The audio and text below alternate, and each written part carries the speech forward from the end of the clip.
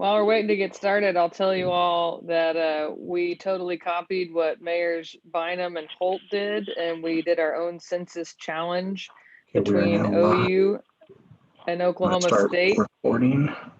And that video is live, and if you'd share it, that would be awesome, because I really don't want to wear an orange hat to a council meeting. Okay, Mayor, we are live. All right. Hello, everyone. Welcome to tonight's City Council study session. We have one item on the agenda, and it's a topic we've discussed many a time, so I'm hoping we can make progress tonight. It is on short-term rentals. So with that, I will turn it over to Jeannie Schneider.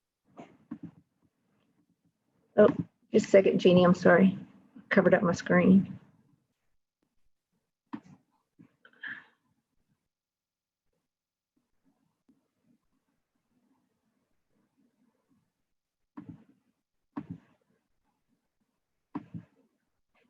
Catherine, oh, there she is. Okay, Jeannie, you're live. Okay, is Jane on? Yes, she is. Okay, I'll go ahead and start, Jane, then I'll let you, when we get, I'm doing this backwards. I'll go ahead and start and go through the ordinance part. There's a couple of screens into the PowerPoint, and then we'll go back up to the top of the PowerPoint when Jane goes over the zoning districts that will, that STRs will be an allowed use. So I'll just start. Am I good to go, Brenda? Yes, go ahead. I will tell you all, this is, other than my running group, this is my first Zoom meeting, so tell me if I do something odd or wrong. I like to talk when I'm not supposed to or something. But the Mayor, you are right. We have been discussing this for over 2 years. A lot of it has been, there's just been time in between the meetings. The last meeting was in November of 2019. We had a couple of discussion items came out of that. We originally thought we could just email the final ordinance to council members, and time has gone by, and then a couple of things came up, and especially the monitoring service contract.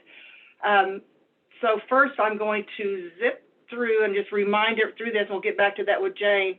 Just to go over briefly the general conditions and parts of the ordinances.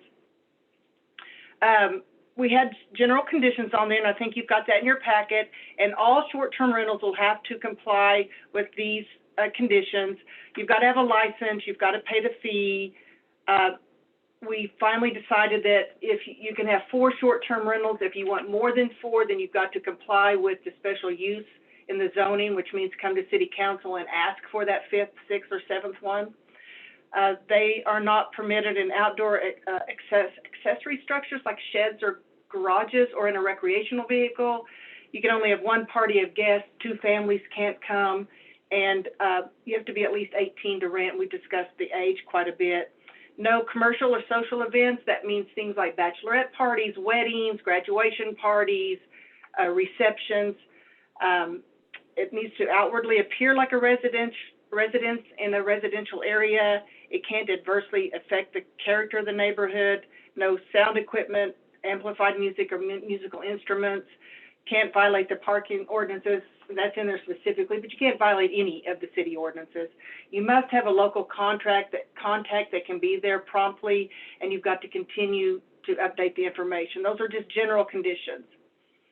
The license, this is just going to be a license, and it's going to be permitted, and we'll go over that with Jane in just a moment. It's going to be permitted in almost every zoning district that we have. We had lots of discussion. Should it be an R1 or not? We've fallen on that it can be in all zoning districts except a few industrial ones, and then it still have to do the PUD and the SPUD requirements. You still have to adhere to those. But we of course want all the information of the applicant. We've got to have all the information of the local contact. We don't want the property to have any city or state violations. You've got to have insurance. Once you're up and running, we're going to need proof that you've paid your occupancy taxes, how many bedrooms and what's your occupancy limit. We want a layout, we want on-site parking plan, and we want a plan for fire escapes, fire exits. We want bedroom windows for egress to be operational. Obviously, we want smoke detectors, carbon monoxide detectors, and fire extinguishers that are operational. You've got to comply with the city's minimum property maintenance, building, electrical, and mechanical, annual inspection. That is one topic we may, once Jane chimes in, we'll talk about. And the notification, I'm gonna flip over here to that. We talked a lot about notification, and what we decided on in November was we would do what's very similar to the historic district notifications, where they would just be immediately adjacent or directly across the street or an alley in any direction from the subject property. Instead of doing the 300 or 350 radius where you have to do, go get a property list, this is what we've had decided on at the last few meetings. The license, which the property will have on display, will have the street address, the holder's name, any other rental limitations, and the license number, local contacts. The structure has a valid occupancy, and it's not subject to any outstanding city code or violations. This is one item that Councilmember Patron wanted, and that we had discussed, and that was, and Stillwater has the same requirement that if there's any restrictions in the covenants, deed restrictions, or lease agreement, then the property is subject to that. There's been lots of talk about HOAs and would we be in violation of any of those, and that's why this was added. We want information to be posted and provided to guests in prominent locations. The number, we want who the owner is, who the local contact name and number is, so the guests will have that at their fingertips. What's the occupancy limits? If there's noise restrictions, parking restrictions, if there's a burn ban going on, if there's water restrictions at the time, we want all that to be posted, so that may have to be changed occasionally for each host site, and trash and recycling rules and dates. So a lot of short-term rentals, require the guests to gather up all their trash and take it out, and we want the guests to know exactly how to do that, and that there another posting in the property that there's no commercial or social events. That is all usually listed on all the social platforms too. They have their own, the posts can have their own requirements, and a lot of this is posted on those types of platforms. To do a renewal, we want to get your fee again. We want to make sure you've been paying those taxes. We want any updated information. We'll look and make sure there's no city or state violations going on. We can deny the renewal if the host doesn't give us all the information, and if there's any other violations, we may not renew. And there's also a provision for license denial, suspension, or revocation. If they fail to comply with any of the conditions, we can do that.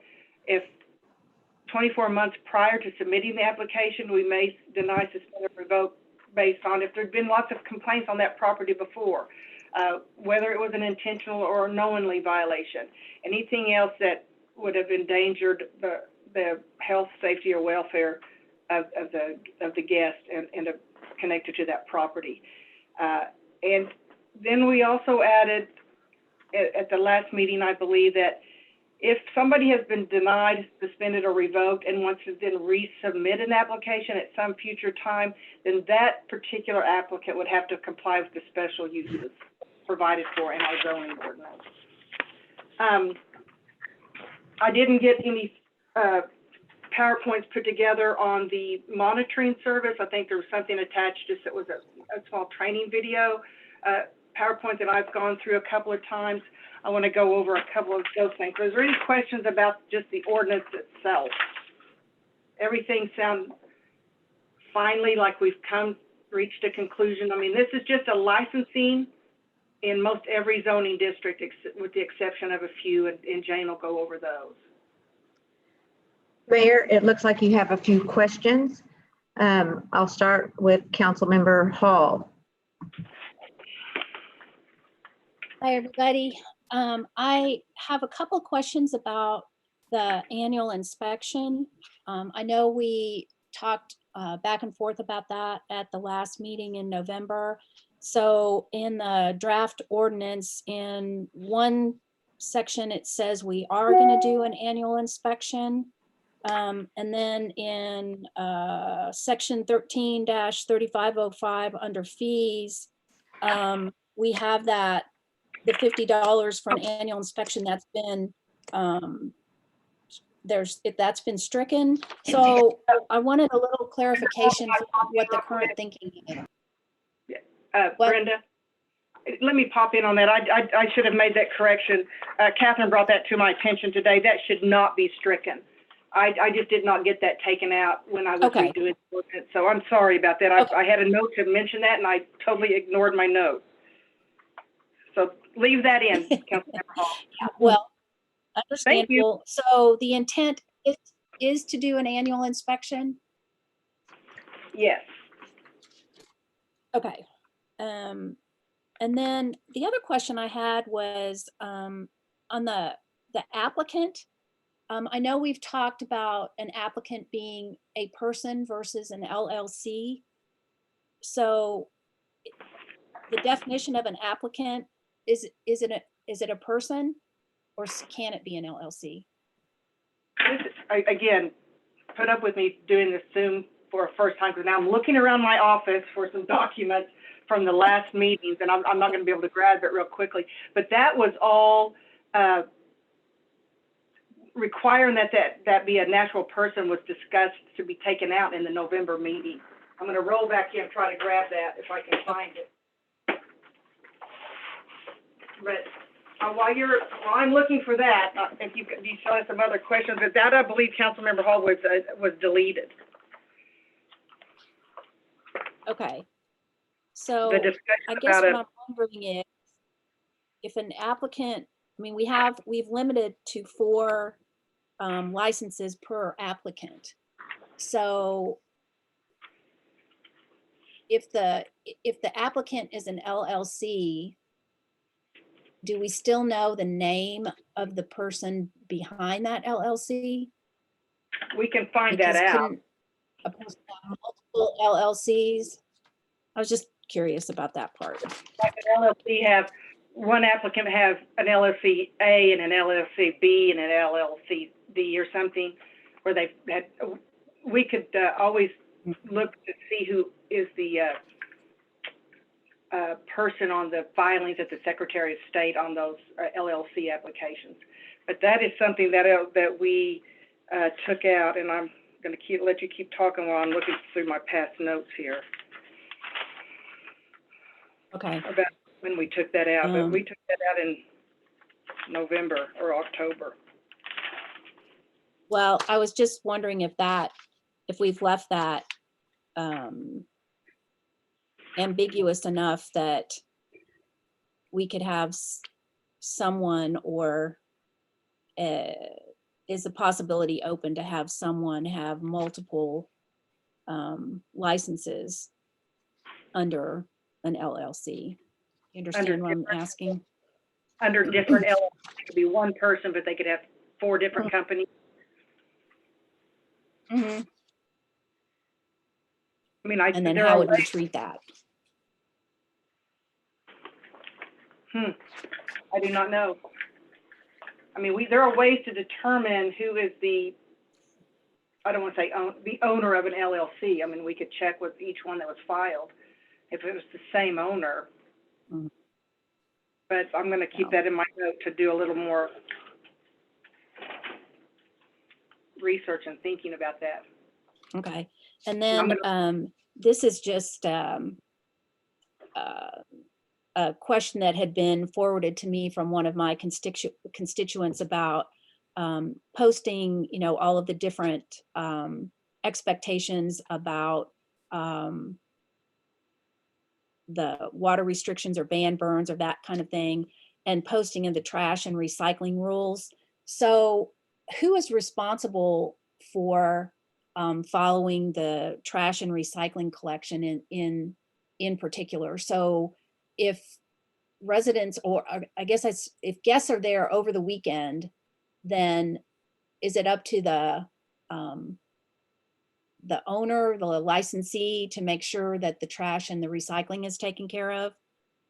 Well, that would be one of the points. If a resident or a city official or a neighbor saw that going on, that's what will be the beauty of the local contact. That would be somebody you could contact and and have somebody, you know, get over there and taken care of. But as far as who would be responsible if the trash wasn't being handled properly, either the guest or the owner, I mean, ultimately, it would be the license holder, I think. Okay. So the local contact then would probably, when they came in to, you know, clean and prepare for the next guest, they would have to take care of that at that time. Right, but we have it in here that, you know, the local contact has to be able to respond. It says, if I can find it real quick, the local contact has to be able to respond quickly within, I'm not looking at it right away, but that's the purpose of the local contact for anything like trash or any other violations going on. And that is part of the monitoring service that they could, if we choose to do that, they have a hotline number that can also be utilized. Okay. And then I guess my last question for right now is also under the license renewal in section 133507, any number 6, violation of any provision of the city code or other applicable law is grounds to deny, suspend, or revoke a license. I still am a little unclear on how the determination is going to be, whether licenses are renewed or not, or how many violations. Is it just one violation and their license would not be renewed? And it just seems to be really heavy on residents having to complain rather than having it more, I'm trying to think of what to say.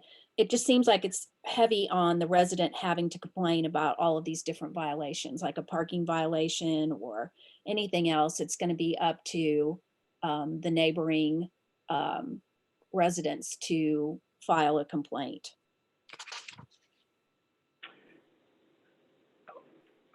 Well, the residents are going to be, those would be the people that would see the violations. I'm not so sure how else.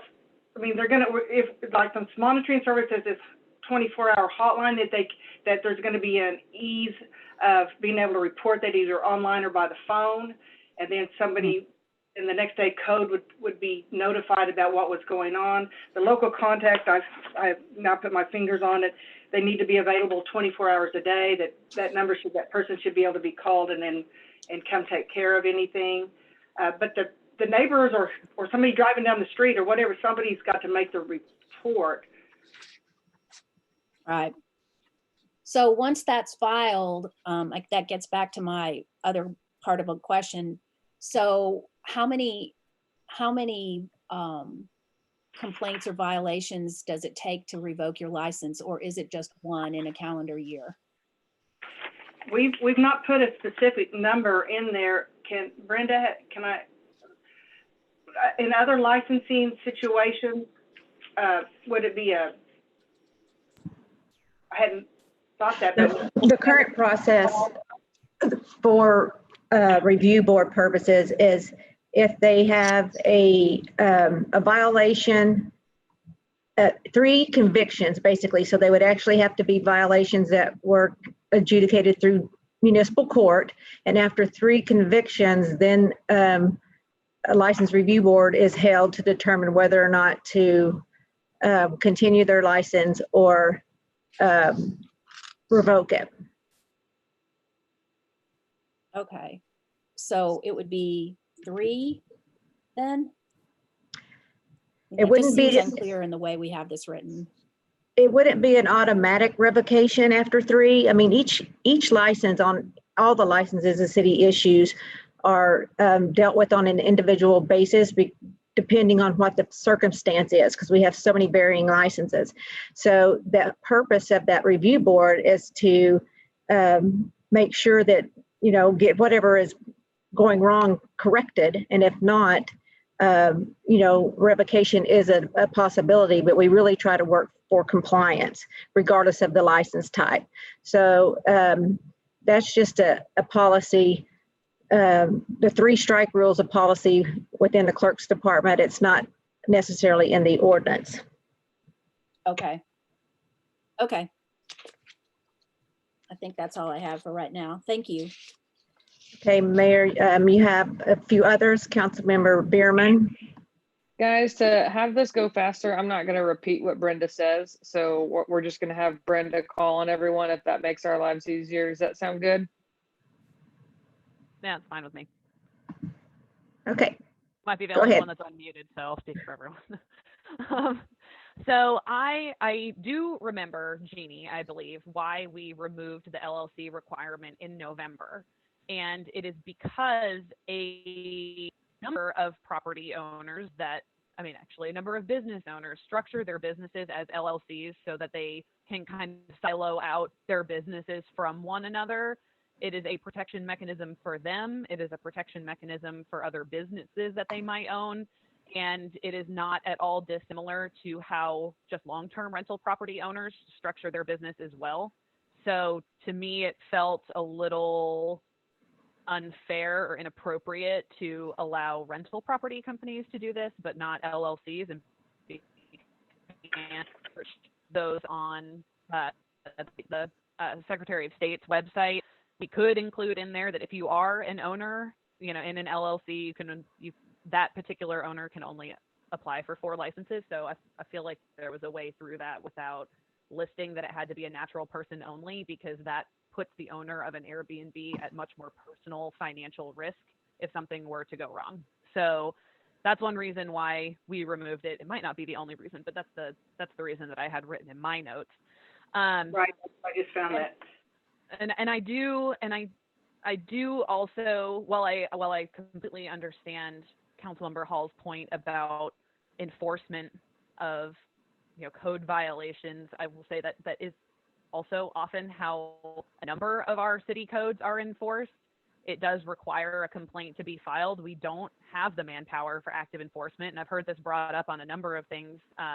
One was the residential lighting ordinance, where it was discussed as well, but I remember making the specific out of either Catherine or Jane, I can't remember which, if a majority of our code provisions are reliant on residents calling in the complaints, and the answer is yes. So while I understand that concern, it's not at all, again, dissimilar to how other codes are enforced, particularly when it's in neighborhoods. And so I actually kind of liked the vagueness in the violations provision for a different reason, I think, than Councilmember Hall, because I think it allows for one particular egregious violation of city code to be grounds for removal, and doesn't, if we silo ourselves too much by saying it can be 2 or 3 or any number that isn't that as vague as it is, I think that there is too much of an ability for one egregious violator to continue to operate. So I like that we kind of have a structure in place for the licenses, but the ordinance is also worded so that there is some wiggle room. There is something that we just couldn't envision. I personally am feeling more or less comfortable with how this is written. I will say, I think that poor Jeannie and this entire ordinance has been done a disservice by how long it goes between these meetings, because I feel like we play a little bit of ordinance whack-a-mole, and you want to talk about an ordinance that we have analyzed almost to death. I don't think that there's a piece of this ordinance now that we haven't gone over with a fine-tooth comb. And there's nothing that says we can't go back and change something later if the end result is a little bit different than what we anticipated. But this is looking pretty clean to me, and so I'm hoping that the hurdle with the monitoring service can be easily overcome in terms of the contract, and we can move forward. So I'm feeling pretty good about this, and I really appreciate Jeannie and James for their work. As the third ordinance committee chair, or the third oversight committee chair that has had to work on this. That's all I got. Okay, council members, I'm sorry, I just lost my one of my screens that called on people. Councilmember Bierman is next. Councilmember Wilson. Okay, a couple of thoughts on that.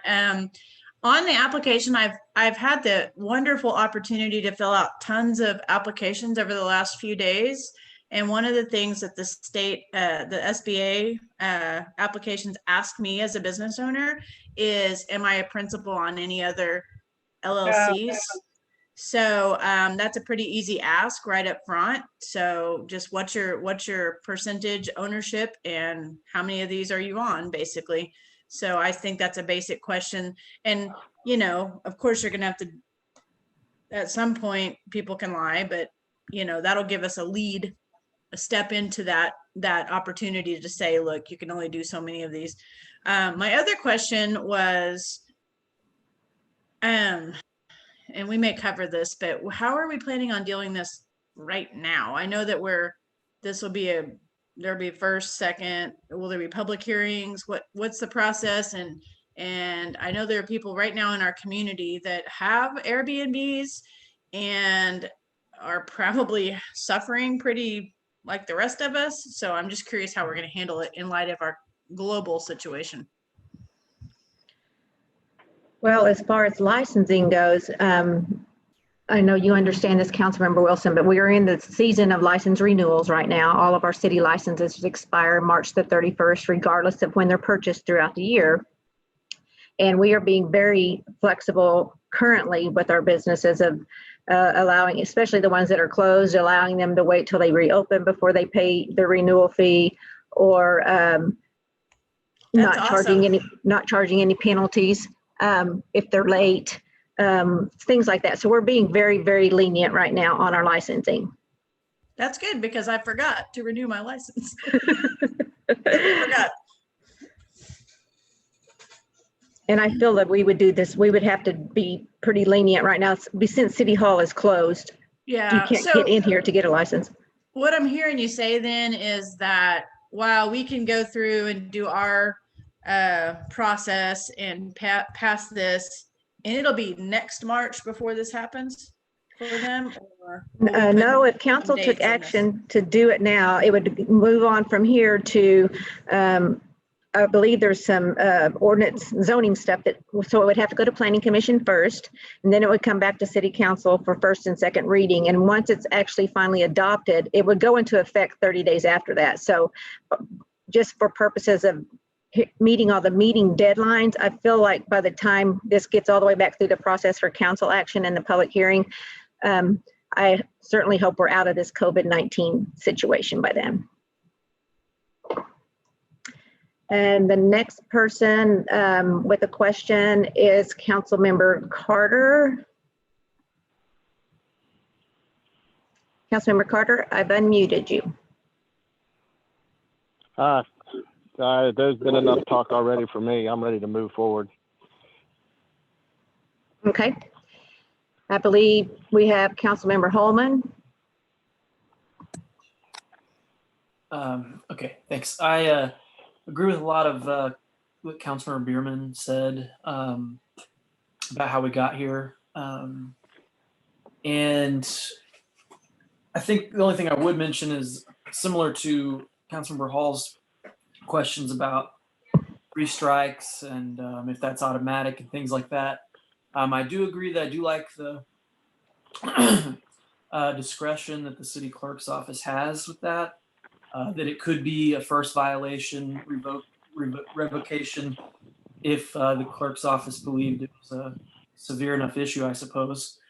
I guess I like having that discretion, but I guess I would say that maybe on a bigger picture, you know, the next city clerk could think that 5 is appropriate, or that 1 violation on everything is an automatic revocation. So it might be something for a different discussion or a later discussion, but we might want to think about some kind of discussion with the city clerk's office about those type of that type of policy going forward.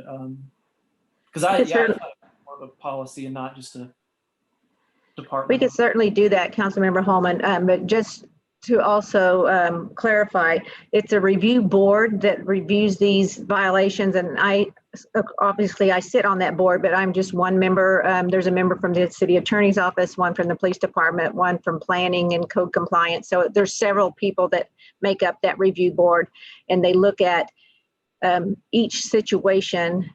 Like I said, we really just try to get compliance. We're not trying to close our businesses down or anything like that. So we really try to work with them, but if it's egregious, we can take action. So but in that scenario, the review board would still look at it, but your office could say, you know, we're not going to do 3 strikes this time. This first one is so bad. I think let's vote on it. And if we vote in the affirmative, they're revoked, the first one, or is that how that works?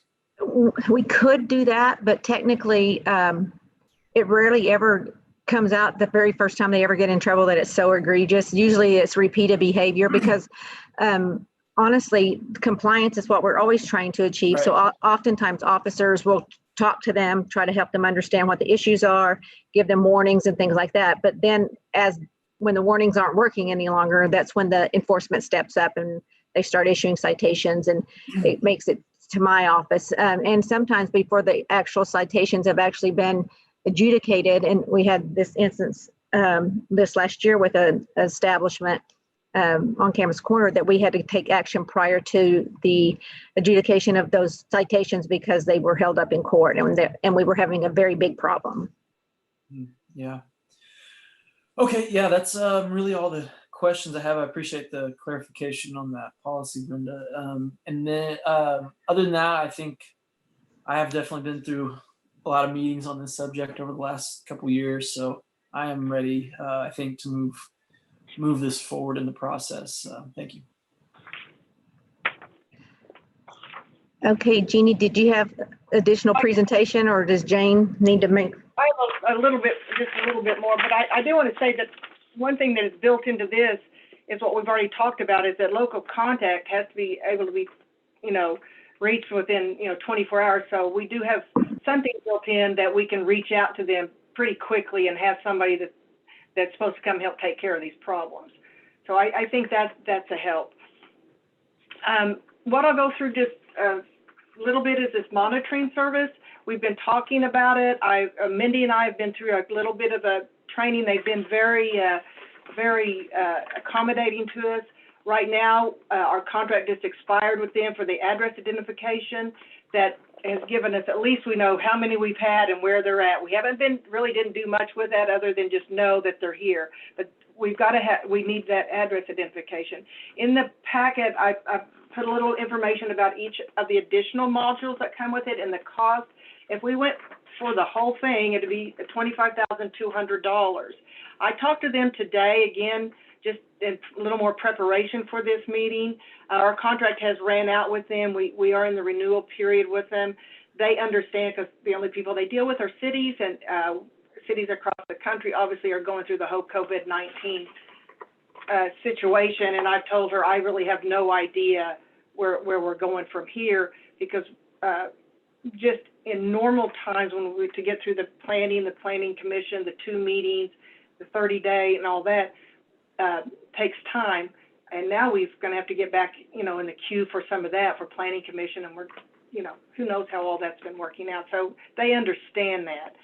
But if you look through I broke it down a little bit on the memo, needs the address if we want to go through the monitoring. Now, we don't have to do that. We could have them come in and we figure out our own application forms. They would come into the clerk's office, they'd fill them out, they'd pay the fee.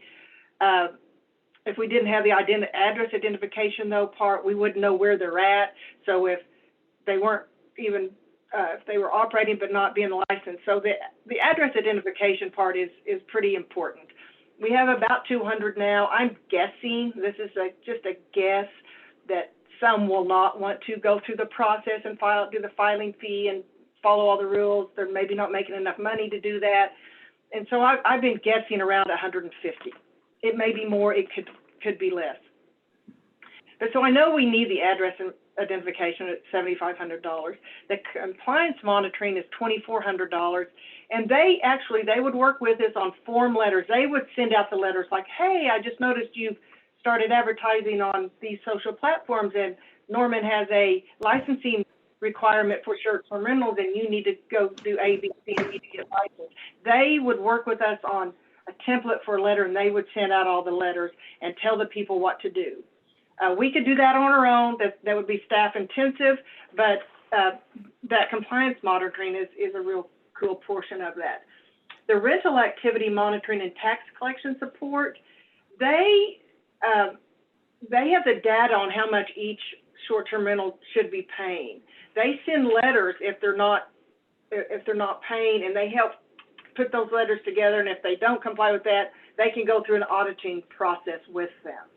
So if I've got a short-term rental and I turn in our tax information that I've only rented it 5 times, that month, and this rental activity monitoring what they have access to is almost amazing to me, but they can tell through reviews and all kinds of calendaring. No, Mrs. Snyder, you actually rented, 21 times, and so you're short on your taxes. So it'd be one way to get pretty darn close. They don't tell you that will either be 100% close. The other two on these mobile enable, and that is $3,200.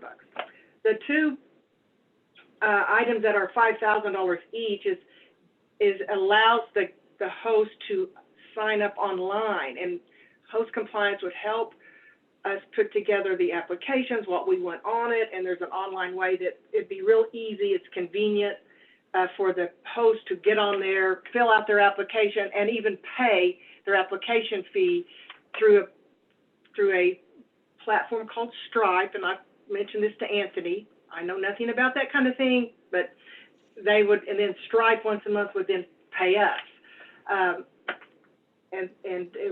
There's no mailing. They don't have to come to City Hall to do that. It's a 10 to 20 minute thing, and then they can do their monthly tax filing on that too.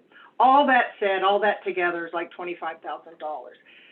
In the memo, I kind of said if we had a $150 annual fee for, 150 short-term rentals is about $22,500. It'd about cover the cost, and then there's some money generated for some inspections. We don't have to do all parts like the hotline is almost $2,000. That's something we can add later if we feel like, we're not being able to handle the complaints, but you can do complaints online. You can do them on the phone. The next morning, whoever, code compliance or me or whoever's going to be looking at this dashboard could look at that and say, oh, over at 417 North Mercedes, we had a party with some trash problems. So the contract is up. So I'm not going to have access to that address identification anymore. I think they'd work with us a little bit here and there. They've been very understanding. It takes about 4 to 6 weeks to implement. There's some one-on-one training that is going to be involved. And also figuring out the templates for the letters and what do we want on our application. Just real quick over on the tax estimate, I asked her, could you look at is there any way for them to figure out how many people have been renting these these short-term rentals? And somehow she got with a third-party person that does websites by zip codes, something again way above my head, and she's came back with some information that the average nightly rental is around $90. And then I did a little calculation. If we did 200 nights, at 5%, it'd be about $135,000. If it's only 100 nights per short-term rental, $90.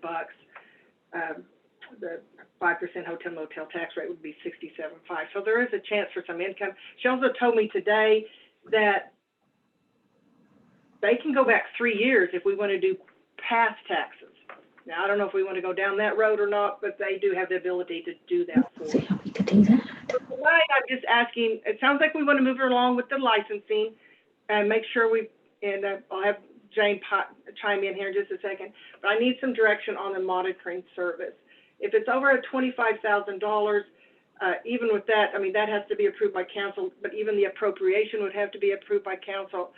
I talked to her today. I'd really like the opportunity, if this is the direction we choose to go, and I'd really like to spend the time I have in the next 2 to 3 weeks kind of working on this, but I don't know if all the dates will fall into place, and she understands that because they understand COVID-19 has put every city at almost not a standstill, but we've all gone a different direction for a while. So just, Jane, you want to go over just real quick to remind the council on what will be, and then I see Councilmember Wilson. Before we do that, we have a couple of questions. Let Councilmember Wilson and then Mayor Clark as well.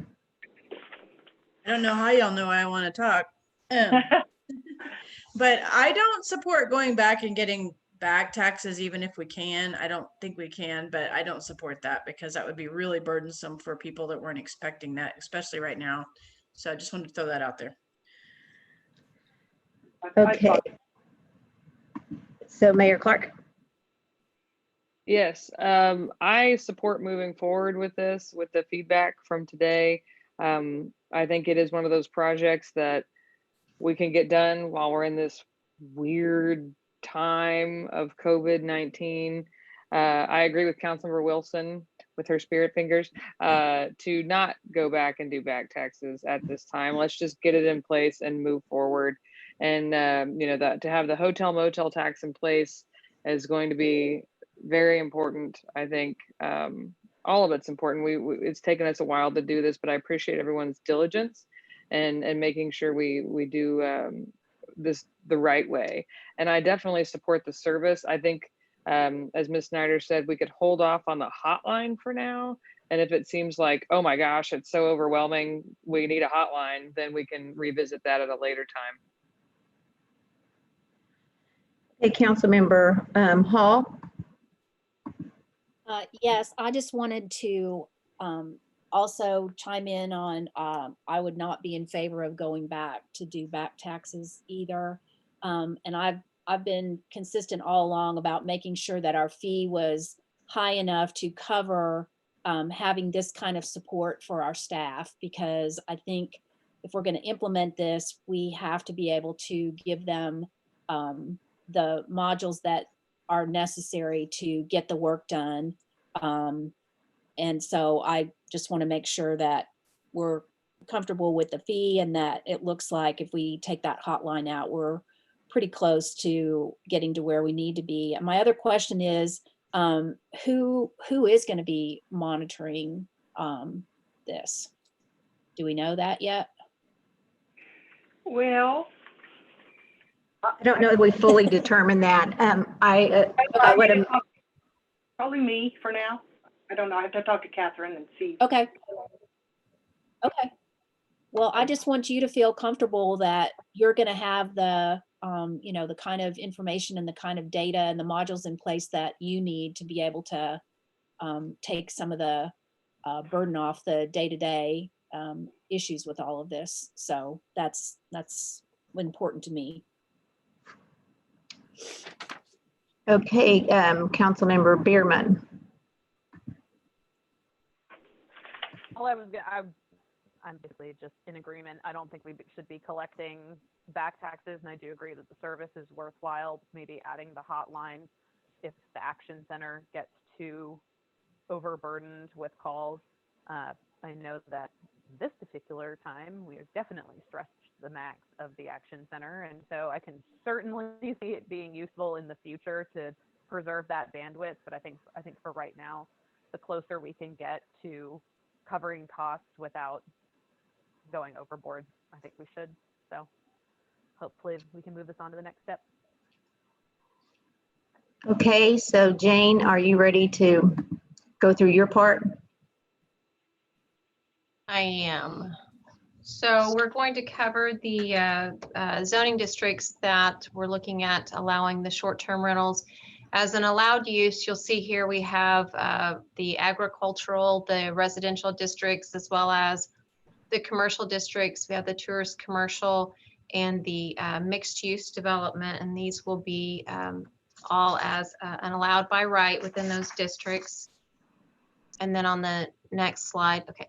So then the districts that are requiring the council approval or special use to operate, of course, in any of the PUD or SPUD zoning districts, unless they've already been written in there, which I don't suspect any of them would have because we didn't have this option before, they would have to come back to council and amend their PUD or their SPUD to be able to have the short-term rentals within that ordinance.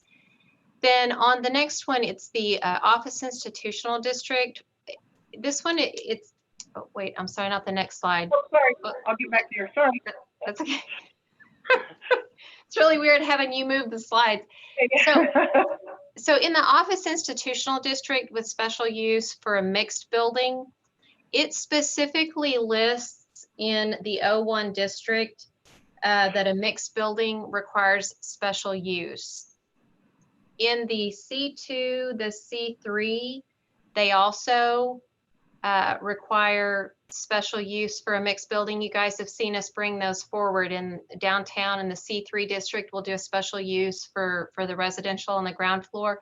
But the reason we allowed those as an allowed use in those districts on that first slide is because the zoning ordinance stacks on itself. And so within the C2 and the C3 districts, we have a hotel. And so because the hotel is an allowed use, we had the short-term rentals allowed uses there. So my question to you is, do we really want to have office institutional as the only district that requires special use if for some strange reason someone did have the ability to have a short-term rental in that district? Jane, I believe we have a couple of questions. Councilmember Hall. I can wait until you're all the way through your presentation, Jane, but I'm just curious where how the Center City form-based code, how that plays into all of these zoning districts.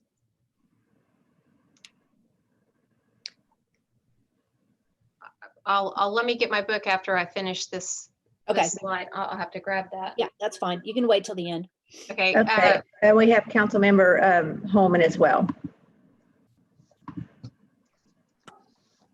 Okay. Just to be clear, when we talk about mixed use, okay,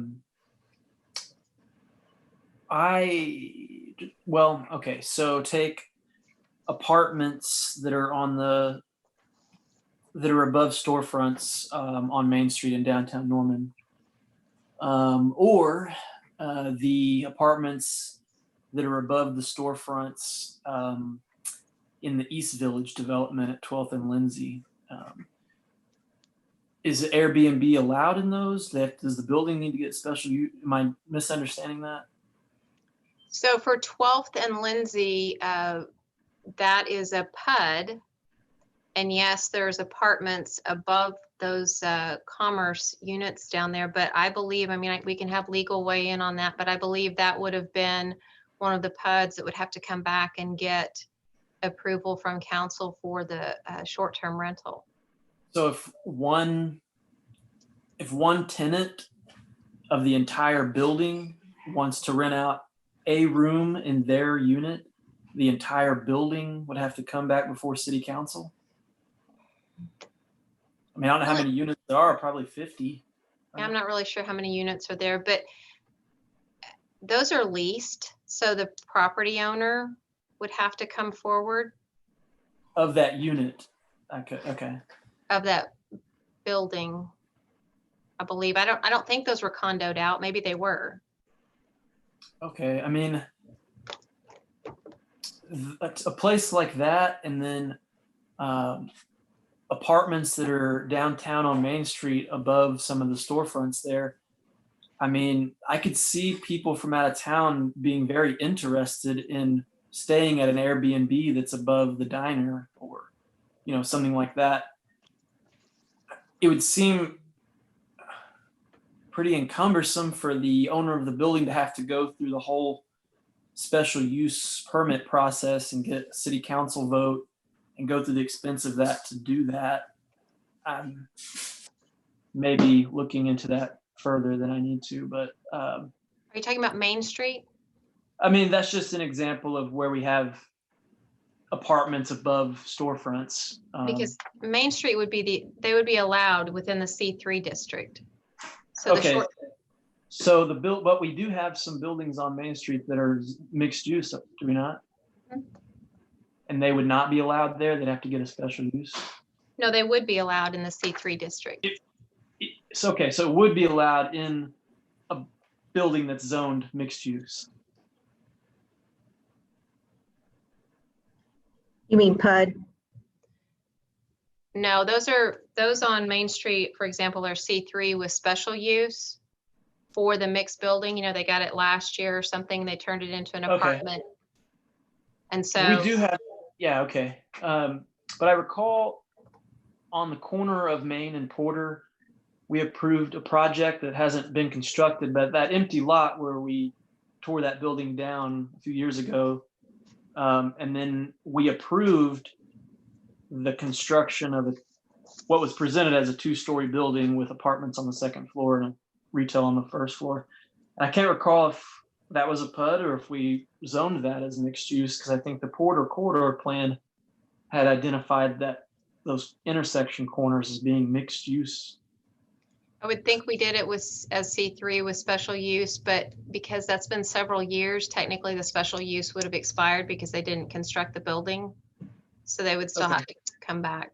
So my main point, I guess, is just I want to make sure I don't necessarily want someone to have to come to city council if they wanted to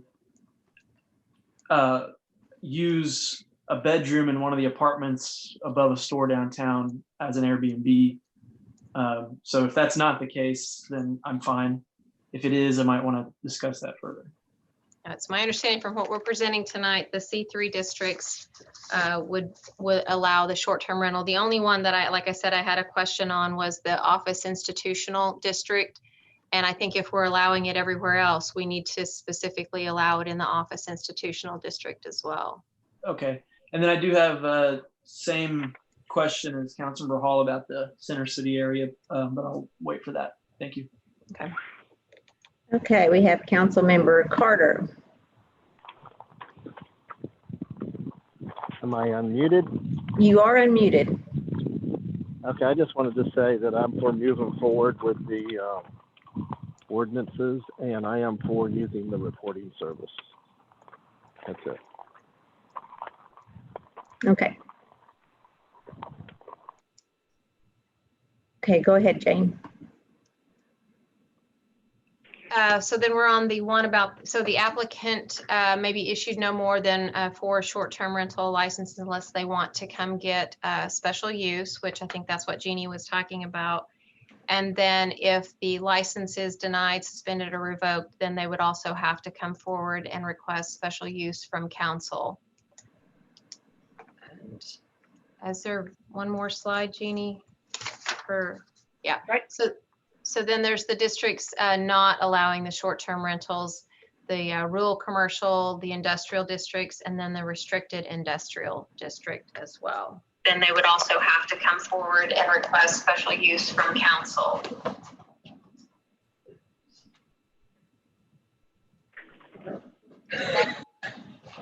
Did that just echo? Oh, Yeah, sorry. something happened. I'm not sure what. Go ahead. I'm sorry. So that's the end of the zoning districts. And then for the, is Catherine on there? She can be. Yes. Catherine, do you want to weigh in on the Center City form-based code? We have overnight lodging within the orange, in the urban residential and the urban storefront, but under the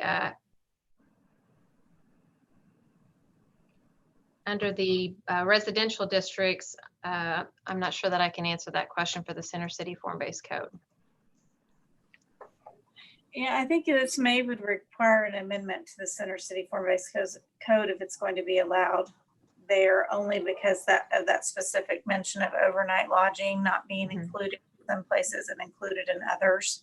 That's something we can certainly look at if council wants to move forward with allowing it there too, and bring forward any amendments that are required to the Center City form-based code along with these other zoning ordinance amendments. Okay, I believe Councilmember Bierman has a question. Yeah, I did not get called on before, so I was gonna answer some of Stephen's question a little bit about tenants being able to rent.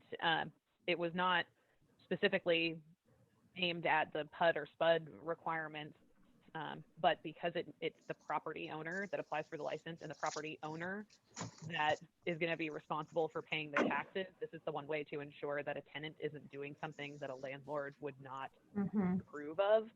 I do see kind of the interplay with the building itself, but considering tenants are not to be applying for licenses anyway, for a place like any of the apartment complexes, like East Village, it would have to have the landlord's consent, and therefore the landlord's pursuit of the zoning change in the first place. So I just wanted to address that piece of it, but I'm a little delayed because I'm sorry. I know you guys have moved a little further along in the presentation. No, but that makes sense. Yeah. Do you have anything else, Jane or Jeannie? I don't not. know. Are I there will any- write it up. I'll think of something, but right now, no. Okay, Councilmember Patron has a question, and if any other council members have comments or questions, go ahead and raise your hand and I'll get to you. Councilmember Patron. Hi. Okay, I was just going to say that I think if I can hear Kate right, I agree with her that we should not be allowing, especially in the beginning of this, subletting as an Airbnb. I mean, the whole point of this is trying to have some, ability to oversee what's happening here. And I think if you open it up to subletting right away, not that we can't do it later, but right away, especially that, not all, I don't know, I can just see that having the ability to really backfire on us. And then the second thing is I'm also of the opinion that we move this forward as is.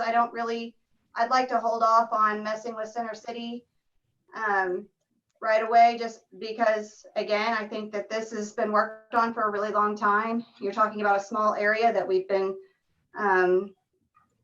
really trying to protect. And so maybe for right now, it's just not an Airbnb area, but that doesn't mean that we can't continue talking about it and add it later. But I don't know, I'm just hesitant, and I'll defer to Councilmember Hall on this, but because it's her ward, but I'm just a little nervous that we would go right into amending it on behalf of short-term rentals. That just seems, it seems like a drastic amendment for me right now when we've been having issues as it is and being really trying to protect it. So that's really all I have. I'm really grateful for all of the work that you all have done. Oh, I'm also supportive of whatever services that you feel like would help. I agree with the mayor that probably the hotline is not necessary right away. Although I can say if we did short-term rentals that are subletted, you're probably going to need a hotline. That's all I have right now.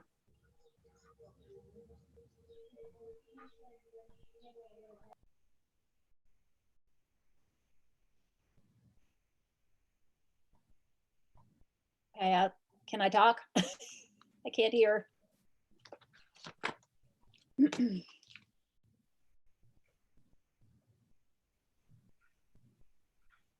think I've lost my audio. I don't know if anybody can hear me. I can hear We can you. hear you. Okay. There I Brenda's muted. I Okay. think we lost Brenda. Okay. I concur with Councilmember Patron. I think there's enough that needs to sort of be worked out with however this is going to work in Center City Form-Based Code. And I don't see any reason to complicate where we are now, because it's taken us such a long time to get to where we are. So I feel like we can have a separate conversation about the implications of form-based code. I was just curious because it wasn't in here at all.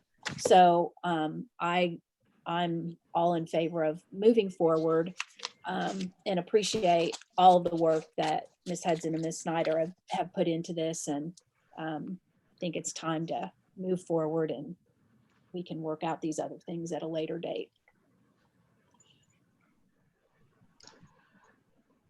Okay, are there, Mayor, I'm not seeing any further questions or comments at this time. Can I just say how glad I am that we're moving forward on this? Thank you, Jane and Jeannie. Thank you so much, Jeannie, for all of your work on this. And again, for all of the due diligence from council. But yes, it looks like we are in agreement to move forward. Please let me know what else you need from us. Is there anything else at this time, Brenda, that you could think of? I don't believe so, not tonight. All right, well, hot dog, progress was made in the era of COVID-19. Well done, everyone. With that, I think we will conclude this meeting. Thanks, Yeah. everyone. Yay! All right, cool. Thanks. Great All right, job. good night. Stay safe out there. Good night, all.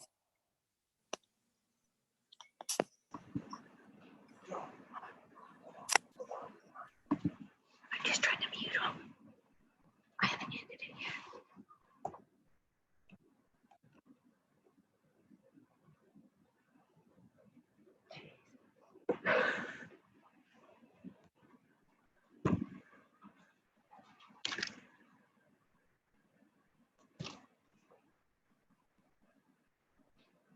I think Allison is planting stuff.